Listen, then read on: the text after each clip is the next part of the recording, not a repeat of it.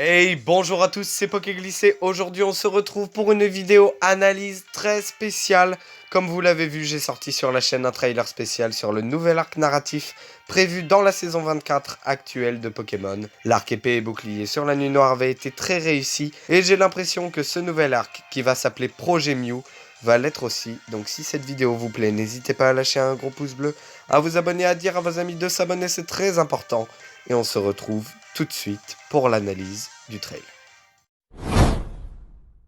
On va passer très rapidement sur les épisodes qui vont se dérouler avant l'arc, avec quelques images où on voit d'abord l'épisode 66, avec des Flabébés et des Florges qui seront en valeur dans cet épisode, et on passe à un peu plus important, avec le combat tant attendu entre Iris et Sacha, dont j'ai déjà parlé dans les anciennes vidéos que je vous invite à regarder, et qui sera bien évidemment l'épisode juste avant le 65.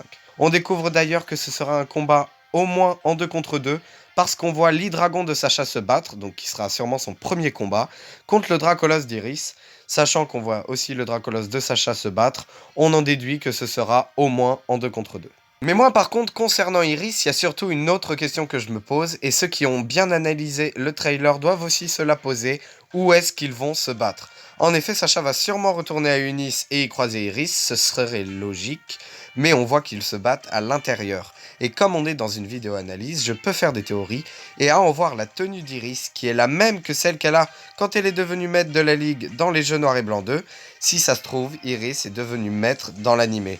Après son entraînement à Johto, elle est rentrée à Unis, et elle est montée en grade jusqu'à maître. En tout cas, ce serait hyper cool, et comme elle est sûrement devenue maître dragon, comme c'était son but, le combat devrait être très intense. Et on espère quand même une victoire de Sacha, sachant que, comme je l'ai dit dans ma dernière vidéo, elle participe sûrement au championnat du monde, et peut-être dans la classe hyper, si c'est devenu la maître du Nice, elle doit être très bien classée.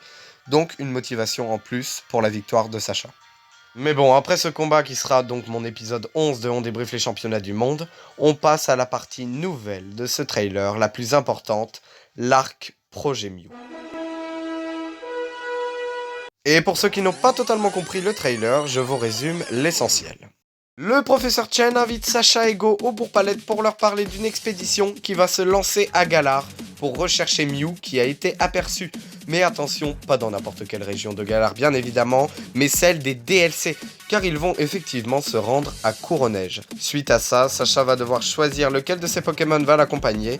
Lui et Go vont rencontrer 2 protagonistes et ils vont partir pour une vraie expédition. Rien que ça, déjà, le concept de base, c'est incroyable. Mais il reste encore tellement de choses incroyables à dire. De 1, on va revoir une grande partie des Pokémon de Sacha au Bourg-Palette, ce qui est trop cool. Et on voit qu'il va choisir un de ses Pokémon les plus forts, Simiabras, qui n'est pas réapparu depuis Sinnoh. C'est incroyable. Et ça nous pousse à croire qu'il va en prendre d'autres très puissants, comme par exemple Dracofeu, afin de se créer une super équipe pour l'expédition. En tout cas, ce serait grave cool.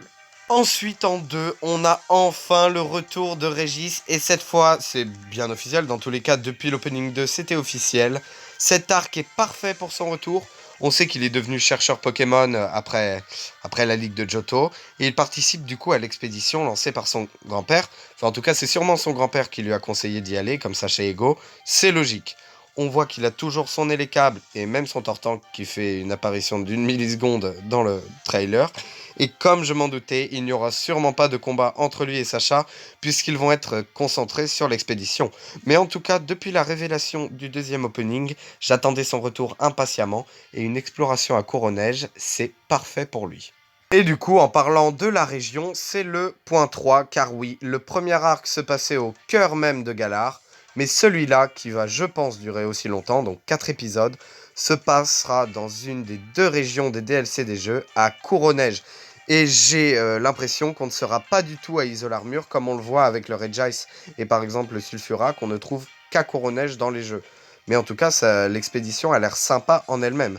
Mais sinon, pour parler d'Isolarmur, et on en arrive au point 4, on a la grande nouveauté pour ce trailer, c'est la première apparition de Chifours dans l'animé.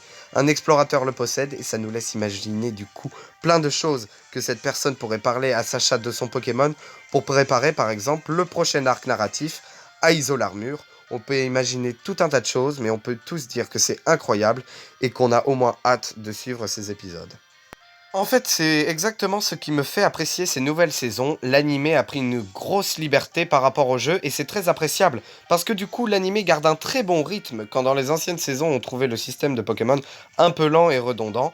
En fait, les championnats du monde marquent un gros tournant dans la série parce que ça laisse une énorme liberté au scénario et la preuve, l'animé ne suit même plus les jeux et il est très indépendant. Et les scénaristes peuvent du coup bien préparer les arcs narratifs sur épée et bouclier pour garder un minimum de lien, ce qui est très innovant.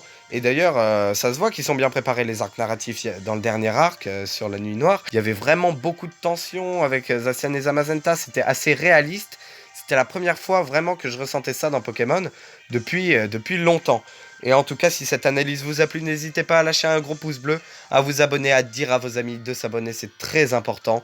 Moi, je ne sais absolument pas ce qui me hype le plus entre le retour d'un des anciens Pokémon de Sacha, l'arrivée à Couronnège, l'expédition, le retour de Régis, et même ce personnage avec le Chifours qui pourrait entraîner le nouvel arc narratif pour la saison 25 par exemple à Isolarmur pour une probable capture de Wushours de Sacha et Go. Par exemple, c'est une proposition, en tout cas, ça amène plein de choses incroyables et j'espère que cet arc narratif sera réussi. En tout cas, on se concentre aussi sur autre chose. On aura bientôt la vidéo 11, on débriefe les championnats du monde Pokémon avec le combat de Sacha contre Iris. Il ne faut pas oublier ça, c'est très important. Et on se retrouve du coup une prochaine fois.